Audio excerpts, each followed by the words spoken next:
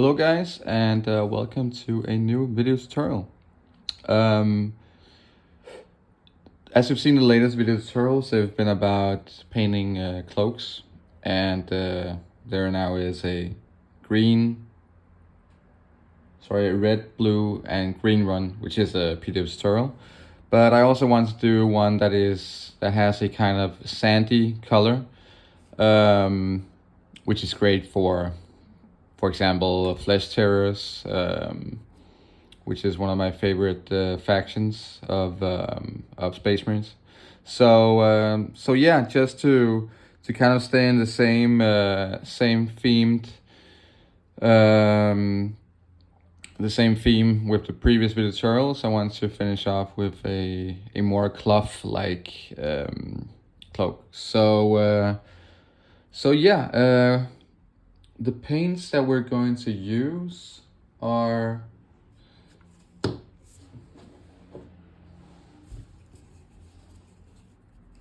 these right here: dark gray, German camo medium brown, US field drab, dark sand, and ivory.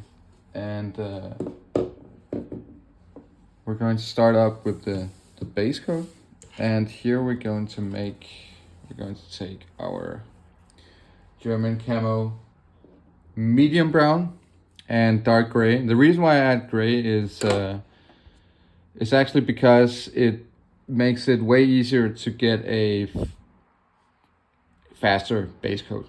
And at the same time, I think in general the way I paint is in a very darkish, kind of grayish tone. So it gives a bit of a touch of that in the final effect.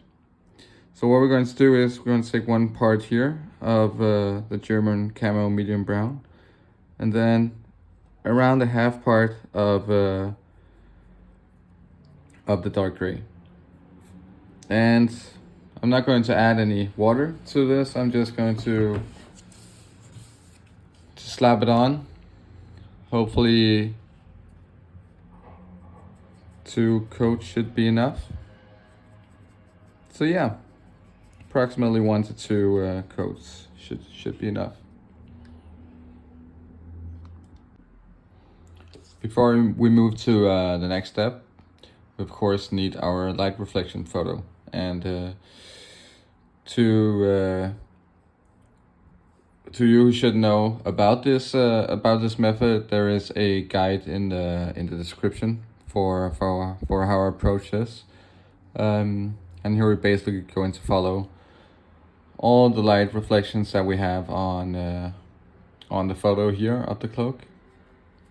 So what we're going to do now is we have it base coated, and now we're going to add a half part of US field drab to our base coat mix.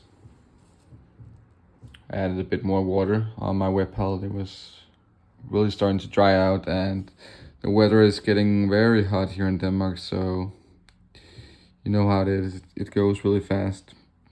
You can see I have a huge splotch here of the base coat mix. I basically just pick a corner and add the half part of the US field drab.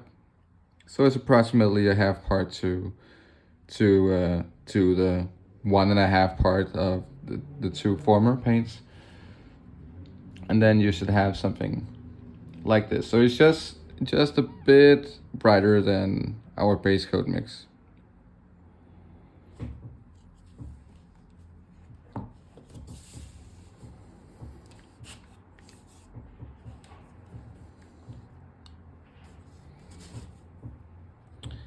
And yeah, I always have the photo in front of me of the light reflections, so I can easily look them up.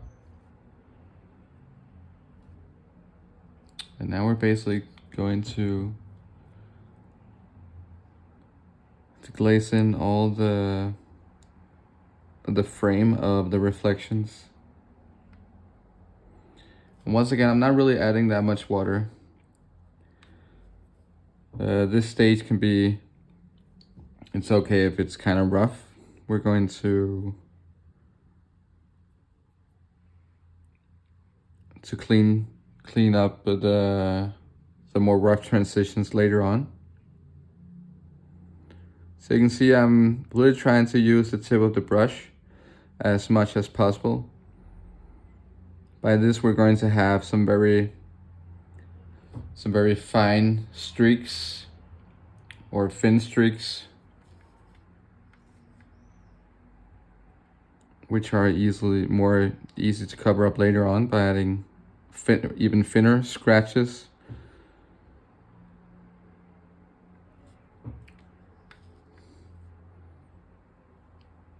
So we just continue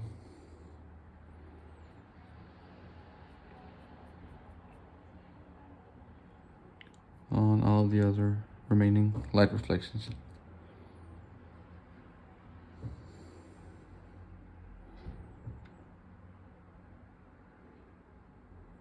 And this is a really nice cloak actually for using this light reflection method. There is a lot of dynamics going on.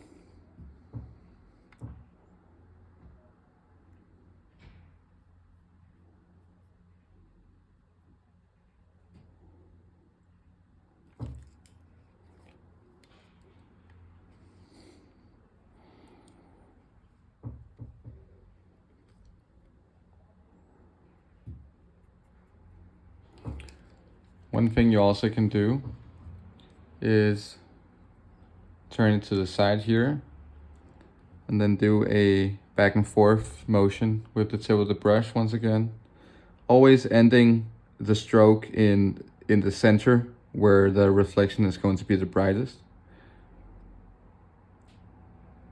So you can see I'm just doing these very like feathering kind of motions, but always ending the brush stroke in the center.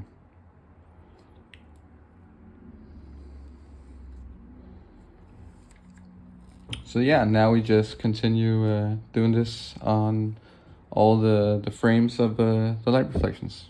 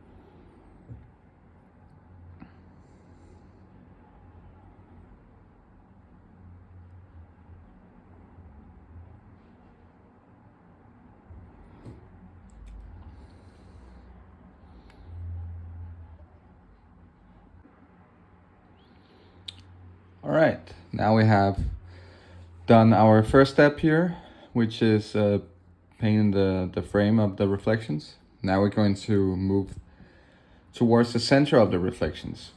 And here we're going to add a half part more of US field drab to our previous mix.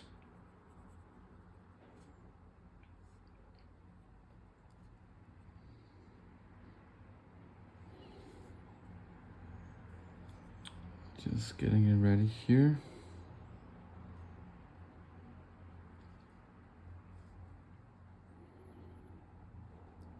And once again, moving further towards the center of the reflections. Just adding about 1 part of water, 1 full part of water.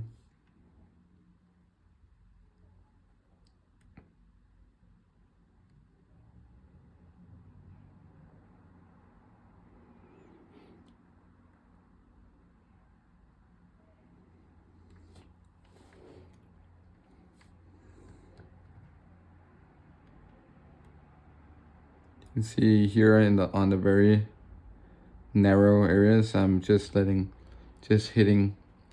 the areas with the very tip of my brush. And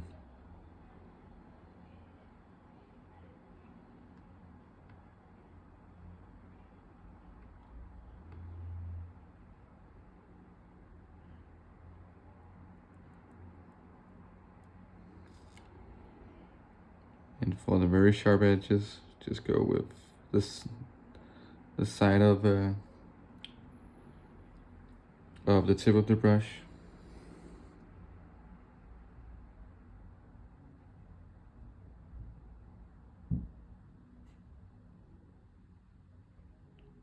I'm using a size 00 from the S series of Artisopus,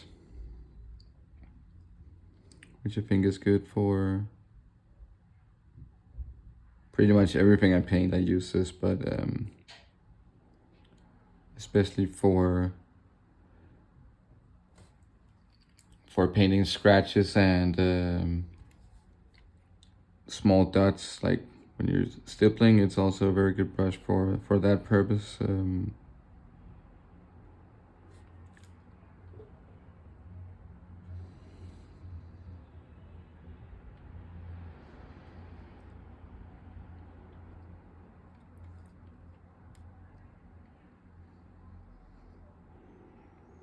So now we can really start to see a quite a huge difference between the previous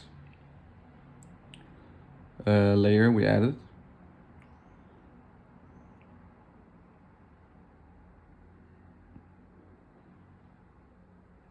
And once again, on these areas facing downwards, which has large surfaces, we can it can be easier to turn it around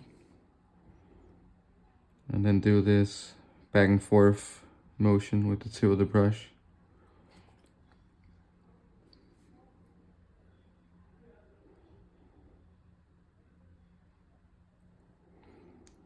This is normally what I would do on cylinder shapes. I would turn the model on the side, and then I can do the feathering motion back and forth here.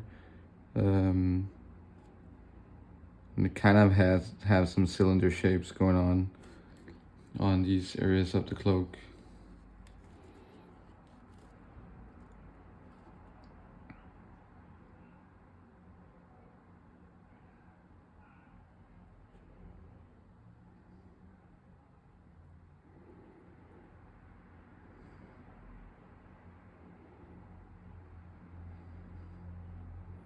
Once again, not going for the smoothest transitions, but just kind of slapping it on,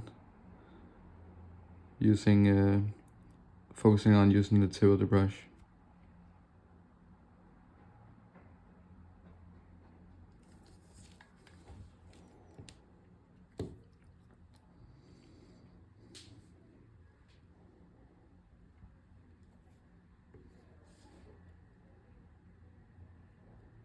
And yeah, now we just continue doing this on the remaining areas.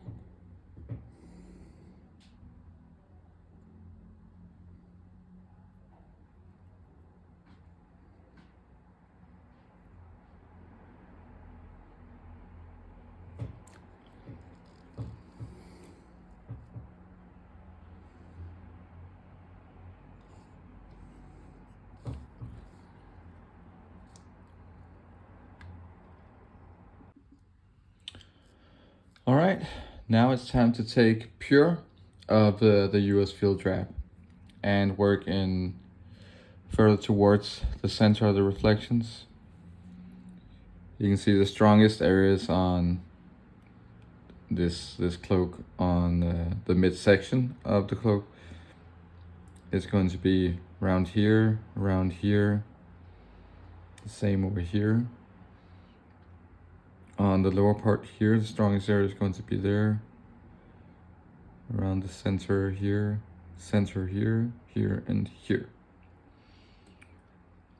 But it's always good to have the reference photo in front of you, because you can take different photos. This is just based on the photo that I've taken. So that is highly recommendable to do that. But yeah, now we're taking pure US field trap.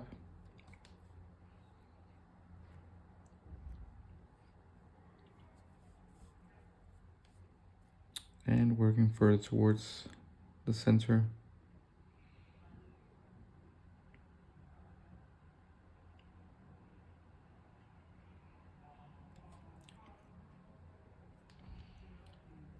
Once again, you can turn it around if you want a bit more control.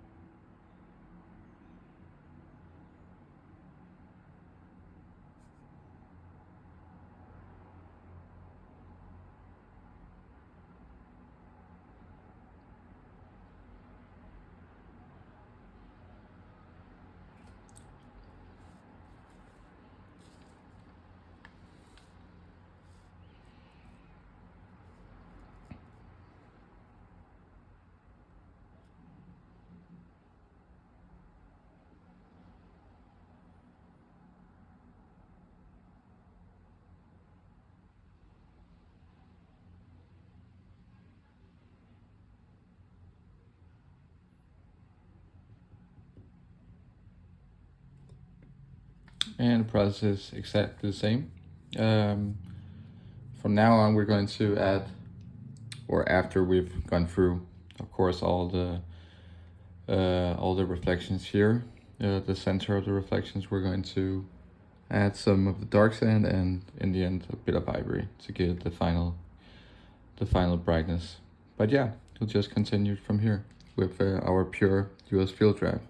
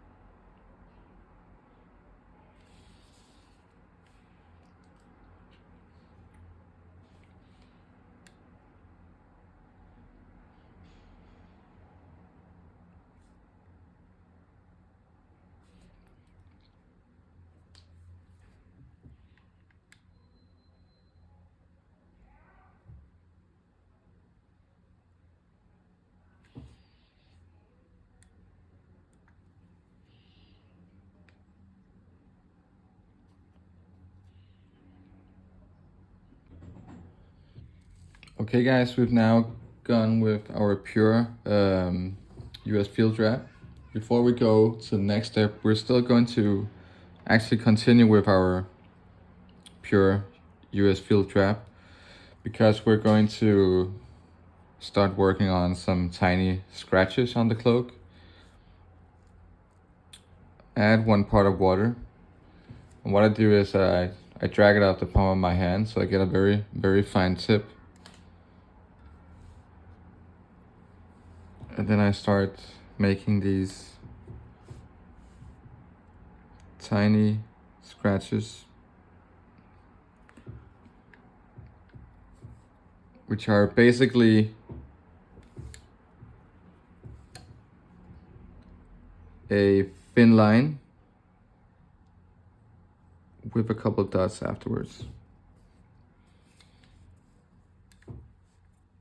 So this is something that we're going to continue all around the cloak, just in pretty random directions.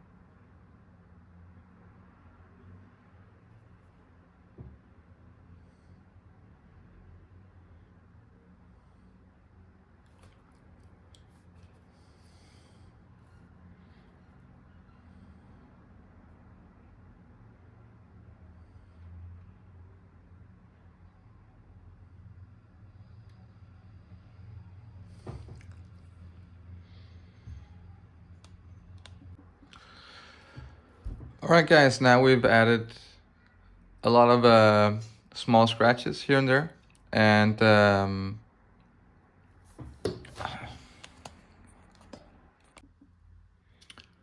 alright guys, we've now added a lot of tiny scratches in a lot of random sizes as well, to get a bit of variation in there. What we're going to do now is we're going to take our US field wrap, then add around 1/3 or 1/4 part of dark sand to our US field wrap. Add around 1 pot of water, and now we're going for the very center of the light reflections here. And what I do here is I go for some very tiny dots. So I'm really just hitting with the very tip of my brush in the center of the very center of the reflections, as we want this cloak to look kind of rough and textured. It's important that we have these very tiny dots or scratches, and once again, we don't really need to have smooth transitions when we're going for something that is kind of textured like this.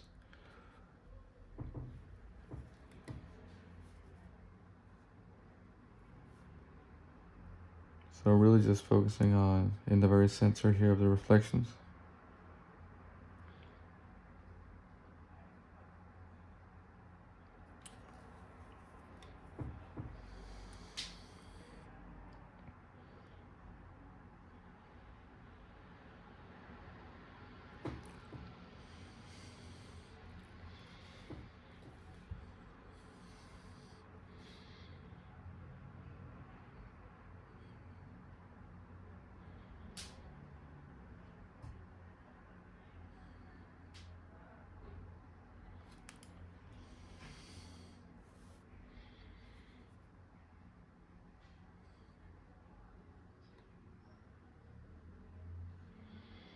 can always just add some, once again, as we did before with the scratches, just add them randomly here and there, but try to focus as we go brighter and brighter with our mix here.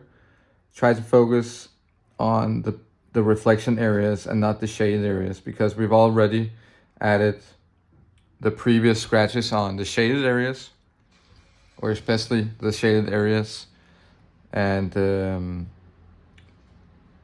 now we want the brighter scratches towards the main reflections, as they realistically would be brighter on these, the scratches would be brighter on these specific areas. So you can add one. So now we just keep on continuing stippling in the center of all the light refractions.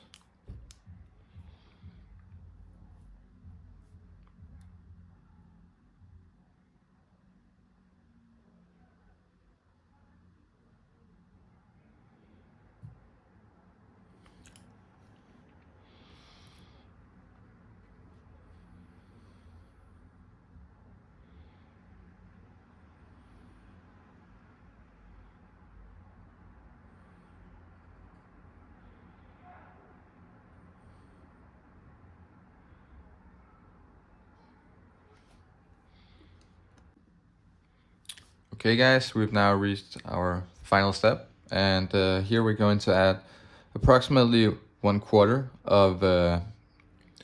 of ivory to our previous mix. So basically just a brush tip. And from here on, we're both going to stipple in the very center once again, just leaving a few dots in the center of the main light reflections. What we're also going to do is we're also going to edge highlight the sharpest edges with the same mix. So here we just focus on the sharpest edges, which are, or the brightest edges, which are closest to the main light reflections. And the final element or area that we're also going to edge highlight is these holes. So once again, we look at our reference photo and see where the brightest, where we edge highlight the brightest edges. So for example, on the holes here with the same mix.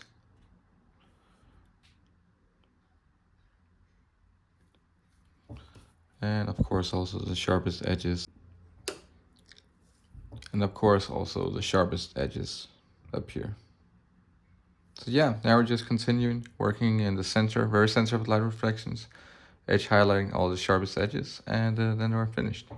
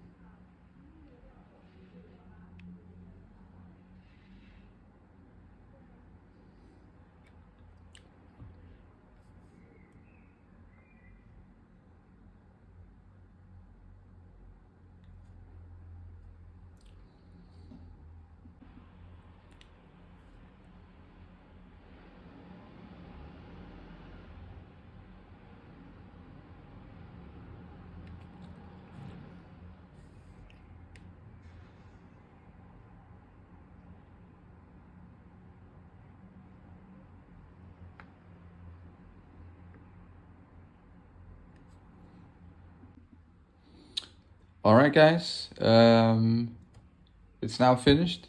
and you can see I went a bit stronger in the center of the reflections. Of course, with the same mix up before, but I went a bit more crazy with the stippling. I also added a bit of extra texture here. Just added a bit of black to the base coat mix. Added a line, and then added a highlight below the line, or depending on where the light comes from, of course. But for example, the ones here, added black line, and then below it a brighter line of our previous mix. So yeah, this was a really interesting project to work on, and yeah, I hope you want to try it out on some different cloth. It could also be like a very light leathery, some light leathery elements. Yeah, I think it's the textured part of it that does the difference. Yeah, so I hope you like this video tutorial, guys, and stay tuned for more.